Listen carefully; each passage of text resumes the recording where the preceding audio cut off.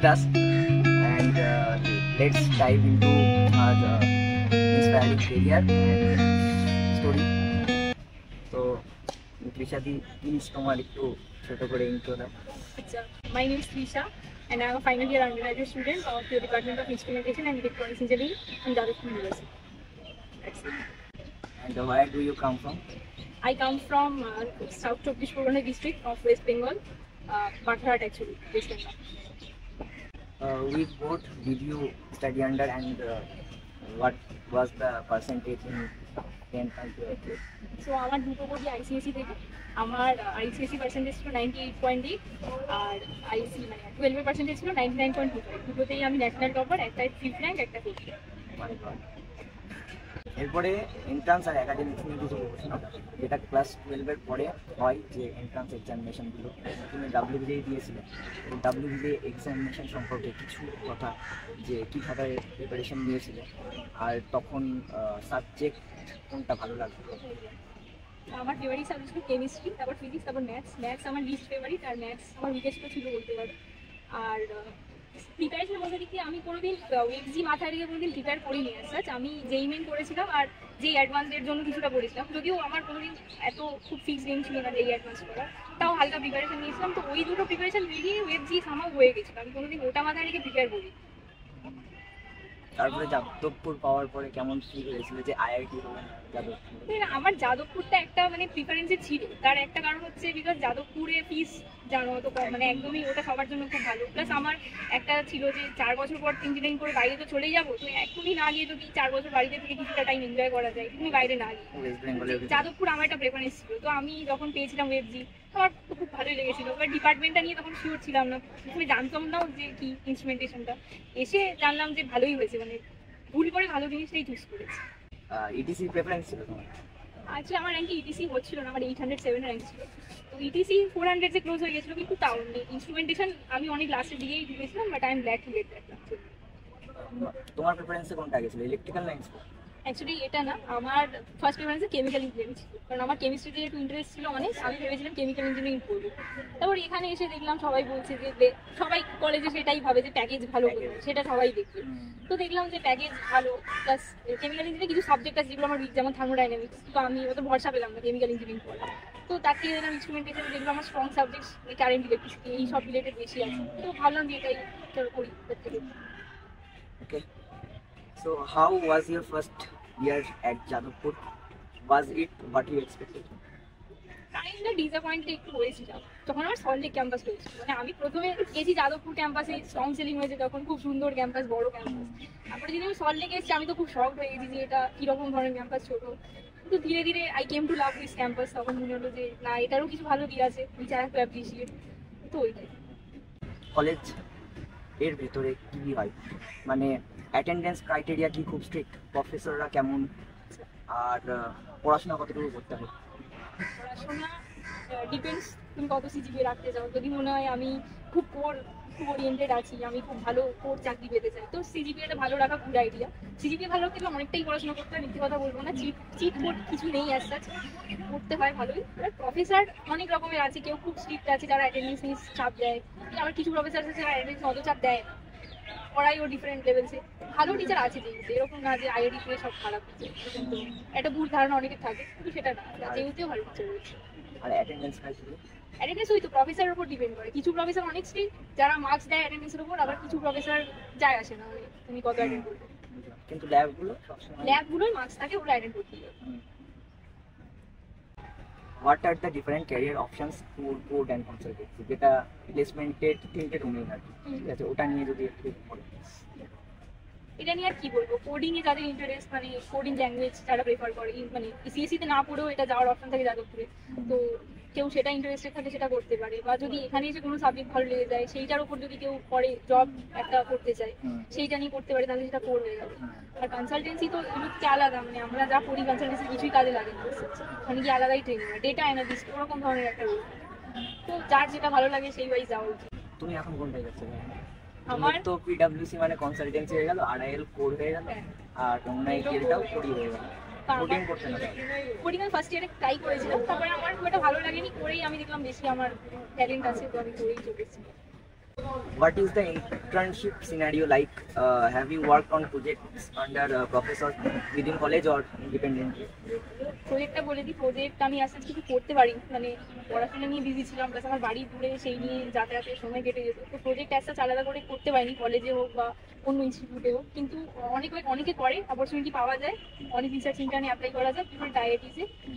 এছাড়া অনেক ভালো প্রফেসর যেহেতু আছে যারা প্রজেক্ট করার, সেটা কেউ ইন্টারেস্ট থাকলে করতেই পারে, এবার আমি ব্যক্তিগতভাবে করি। আর ইন্টার্নের জন্য ডিসেন্ট নাম্বার অফ কোম্পানিজ আসে, বলবো না যে আসে না। এবারে যেহেতু 2 মান্থস ইন্টার্নশিপ করলে এত 6 মান্থটা এখন করে দিন। হ্যাঁ, এখনো চালু হয়নি, এবছরও চালু হয়নি। তো এখন আমার সময় 2 মান্থসের শুধু অ্যালাউড ছিল, তো কোম্পানি 3টে মাত্র এসেছিল।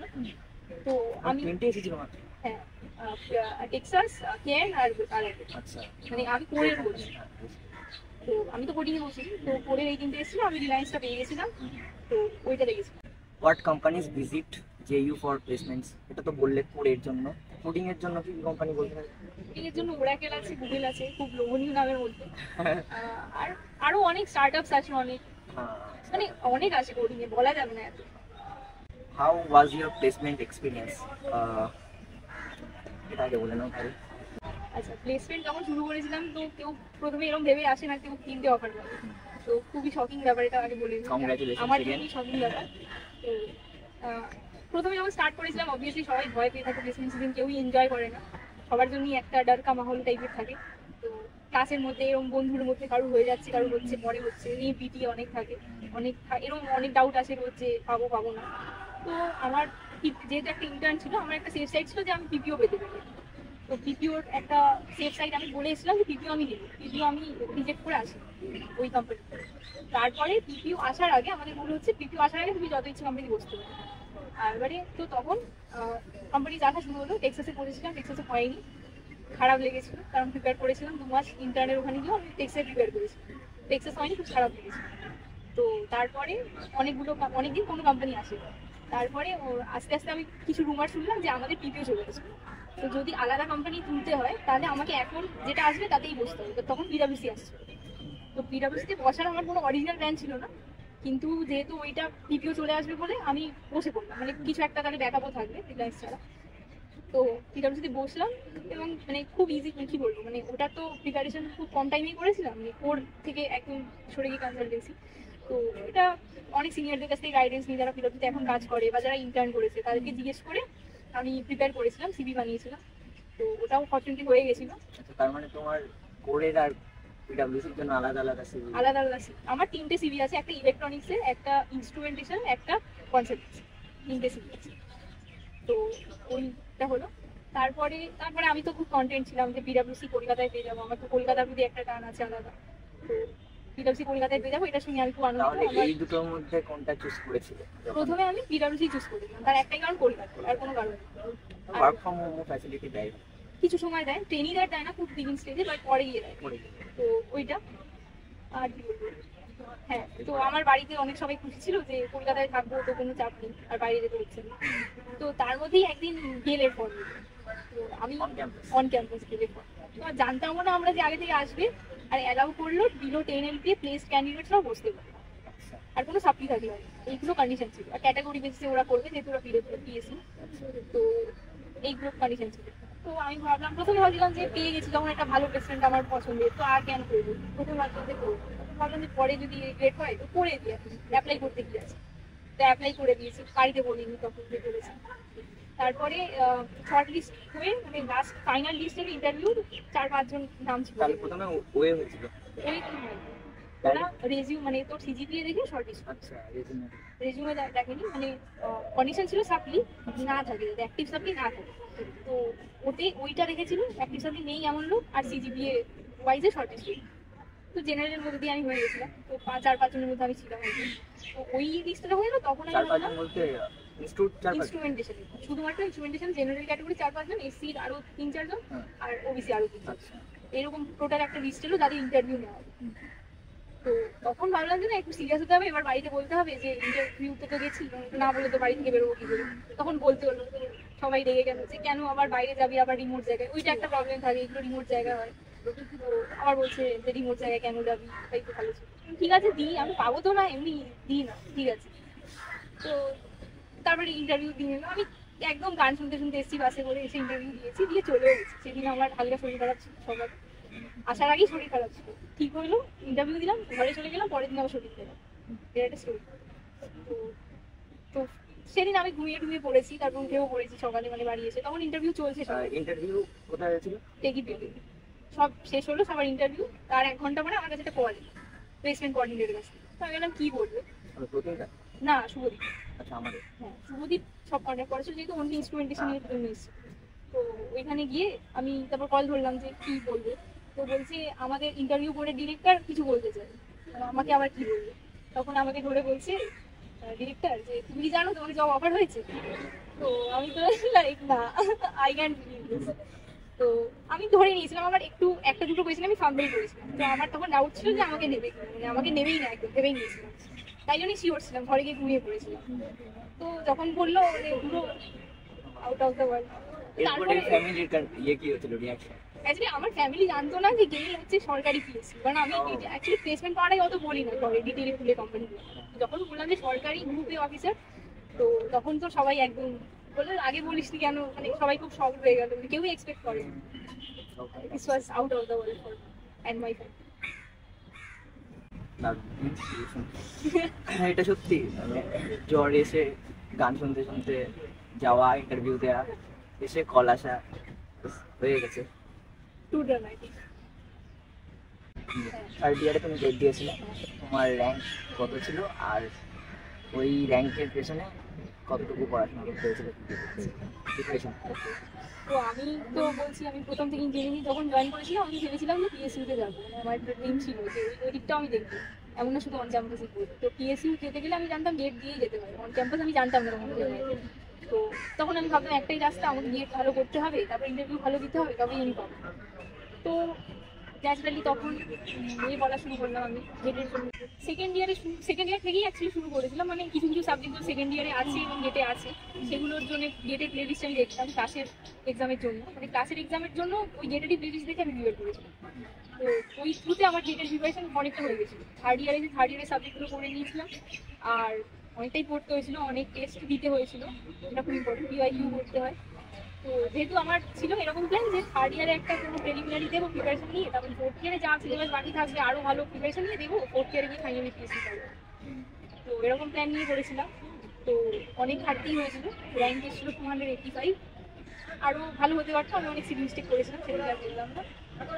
There are fewer girls in engineering. What are the reasons? এটা আমি খুব ভালো করে জানি, কারণ আমাকেও সবাই অপোজ করেছিল যখন আমি বলেছিলাম ইঞ্জিনিয়ারিং পড়বো, মেডিকেল নয়, সবাই খুব অপোজ করেছিল। তো এটার কারণ মনে হয় আমার একটাই, যে সবার একটা ধারণা আছে যে ইঞ্জিনিয়ারিংয়ে গেলে বোধহয় খুব হেভি কিছু ফিজিক্যাল ওয়ার্ক করতে হবে, মানে গিয়ে এরকম বলবে যে একটা কাঠ তুলে নাও, একটা রড কেটে দাও, এরকম কিছু একটা বলবে। কিন্তু সেটা একদমই ভুল।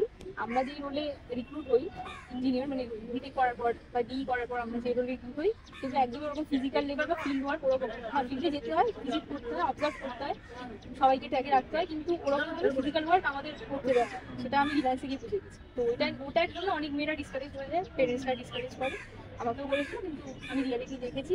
I have decided to go there and see the reality for myself. I will advise that the same for everyone. আমার বাবা নিয়ে বিজনেস করে, গাছের বিজনেস। তো ওনার একটা বন্ধু ছিলেন যে হচ্ছে, যার মেয়ে আইওসিএলে চাকরি করতো, জেইউ থেকে কেমিক্যাল ইঞ্জিনিয়ারিং পাস করতো। তো আমার জেইউ কেমিক্যাল ইঞ্জিনিয়ারিং আর পিএসইউ যাওয়ার মধ্যে ওইটাই মোটিভেশন ছিল যে এরকম একজন তো আছে, তো I can be like that. Now that you are a final year student, তো এরপরে ফিউচার প্ল্যান বারবার করি, আর একটা করে নতুন কিছু আসে আর চেঞ্জ করে দেয়। তো finally it is very unpredictable, ওরকম যেটা থার্ড ইয়ার অব্দি থাকবে প্ল্যান, সেটা ফলো হবে না ফর 90% অফ দ্য টাইম। আমার ক্ষেত্রেও হয়নি। আমি ভেবেছিলাম যে মাস্টার্স করবো কোনো একটা, মানে যার জন্য আমি গেটেরও প্রিপারেশন করেছিলাম। আমি শুনেছিলাম তুমি আইসিএসসি ব্যাঙ্গালোরে চাও যে। হ্যাঁ, আমি খুব চাইতাম এটা।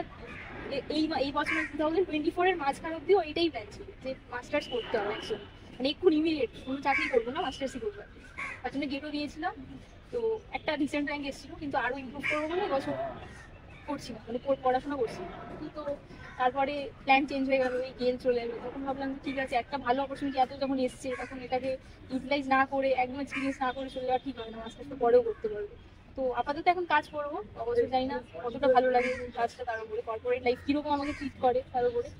তো তারপরে যদি কোনোদিন মনে হয় যে হায়ার স্টাডিজ করবো, ডিএল থেকেও পড়ানো হয়, মানে লিভ দেওয়া হয় হায়ার স্টাডিজ করার জন্য, লিভ 2 বছরে। তো কেউ যদি চায় ওটা করতে পারে, আর নয় আলাদা কোম্পানি ছেড়ে কেউ যদি অন্য চাকরি করবে ভেবে পড়াশোনা করে সেটাও করতে পারে। সেইটা ভাবি আপাতত চাকরি করি, মাস্টার্স কোনোদিন না কোনোদিন করবো। এই শেষ প্রশ্ন, যে যাদবপুর সম্পর্কে সব থেকে ভালো কি লাগে বা 4 বছরে কি কি হয়েছে যেটা যাদবপুর কে তুমি মনে রাখো? আচ্ছা, Jadavpur is a very happening campus, কখনো কিছু না কিছু হতেই থাকে। তো এমন নয় যে শুধু পড়া করেই কেটে যাবে, যেটা শুনেছি অনেক আইআইটি এনআইটিতে হয়, সারাদিন ক্লাস করে রেখে করে। তো এখানে সেরকম না, অনেকটা রিল্যাক্স করার মতো একটা অ্যাটমসফিয়ার আছে। তো আমার এই লেট ব্যাক অ্যাটমসফিয়ারটা অনেকটা ভালো লাগে, মানে অনেকটা চাপ থাকে না নিজের, কেউ নিজের প্যাশন ওয়াইজ কিছু করতে পারে, মানে ইভেন ওয়াইল পড়া, মানে কেউ যদি চাইলেও কোনো ইন্টার্নশিপ অনলাইনে সেটাও করতে পারে। লেট ব্যাক একটা অ্যাটিটিউড আছে, এমন নয় পড়াশোনার এত চাপ অন্য কিছু করতেই পারে, বা যার প্যাশন ফলো করা, কেউ গান গাইবে, কেউ ইউটিউব করবে, যাই হোক করতে পারে, এমনই কোনো ব্যাপার নেই। এই ব্যাপারটা ভালো লাগে, নেচারটা ভালো লাগে আমার। সকালে আমি যখন চলে আসি, আমি ঘুরি, আমার খুব ভালো লাগে। তো এইটাই। সামনে ডাব্লিউবিজেই আছে, তো যারা ডাব্লিউবিজেই কে এম করছে আর যাদবপুরে আসতে চাইছে, তো তাদের জন্য কিছু? এর জন্য কি বলার, ভালো র্যাঙ্ক করতে হবে, কিছু করার নেই, কম্পিটিশন ভালোই আছে। তো কেউ আইআইটি থেকে যদি প্রেফার করে, সেটা অনেক ক্রিটিসাইজ করে যাদবপুরকে, যাদবপুর যদি বেশি কেউ প্রেফার করে রাদার দেন আইআইটি, অনেকে ক্রিটিসাইজ করে, বাট এরকম কোনো ব্যাপার নেই। আমি বলছি আমার পার্সোনালি যাদবপুর এক্সপিরিয়েন্স খুব ভালো, I don't regret not going to an IIT for anything, so I give that advice for. তো দিদি, এটা আমাদের প্রথম কনভারসেশন, ঠিক আছে? এর আগে হোয়াটসঅ্যাপ চ্যাটেই কথা হয়েছে তোমার সাথে। কংগ্রাচুলেশন 3টে অফারের জন্য, আর থ্যাংক ইউ সো মাচ এই কনভারসেশনটার জন্য, আর থ্যাংক ইউ সো মাচ তোমার এই মূল্যবান সময়টার জন্য, ঠিক আছে? ওয়েলকাম, সাবস্ক্রাইব করে দাও আর কি বলবো।